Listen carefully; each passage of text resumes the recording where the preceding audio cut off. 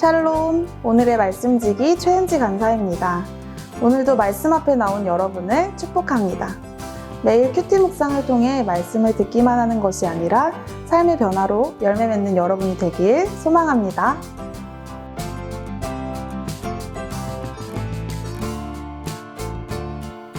오늘 본문에는 예수님의 3대 사역인 가르치시고 치유하시고 전파하시는 사역이 잘 소개되고 있습니다.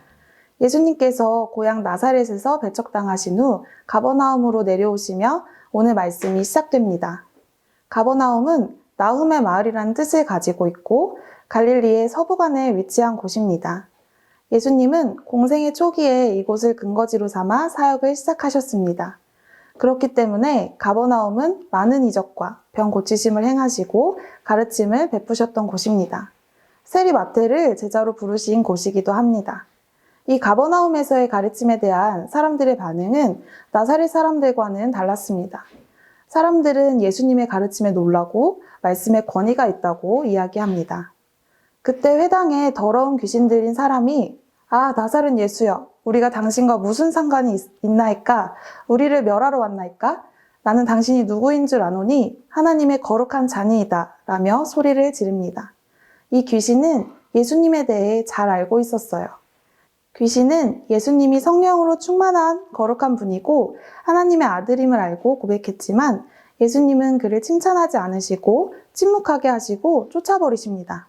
왜 그러셨을까요? 귀신이 자꾸 예수님께 하나님의 거룩한 자, 당신은 하나님의 아들이니이다 라고 소리를 지르는 것은 예수님의 존재를 높이는 것이 아니라 사람들이 들으라고 하는 것입니다. 요셉의 아들임을 뻔히 알고 있는데 하나님의 아들이라니. 예수님을 죽이고자 하는 마음을 넣으려고 계속 이야기하며 예수님의 사역을 방해하기 위한 것이었기 때문입니다. 이제 예수님은 회당에서 시몬의 집으로 장소를 이동하십니다. 시몬의 장모는 심한 열병으로 아파하고 있었습니다. 예수님께서 열병을 꾸짖으시자 장모의 병이 떠나가고 그곳에 있던 많은 사람들을 섬길 수 있을 정도로 몸이 치유되었습니다. 그 후에 해가 질 무렵 안식일을 지키기 위한 노동과 이동의 제한이 풀리자 사람들은 온갖 병자들을 예수님께로 데리고 왔습니다. 예수님은 그들에게 손을 얹으사 고치시고 귀신을 꾸짖어 쫓아내셨습니다. 예수님은 하나님에 대해 가르치실 뿐 아니라 성령의 능력으로 사람을 치유하시고 말씀으로 귀신을 내쫓는 사역을 하시며 예수님이 하나님의 아들임을 드러내고 계십니다. 이러한 예수님의 사역은 하나님의 권위와 능력으로 죄와 사망, 마귀의 통치 속에 살던 사람들을 자유케 하는 메시아적 사역이었던 것입니다.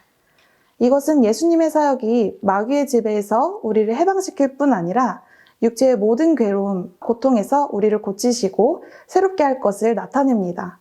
날이 밝자 예수님은 한적한 곳, 광야로 향하십니다. 예수님은 바쁜 사역 속에서도 한적한 곳에서 하나님과 친밀한 교제의 시간을 가지셨습니다.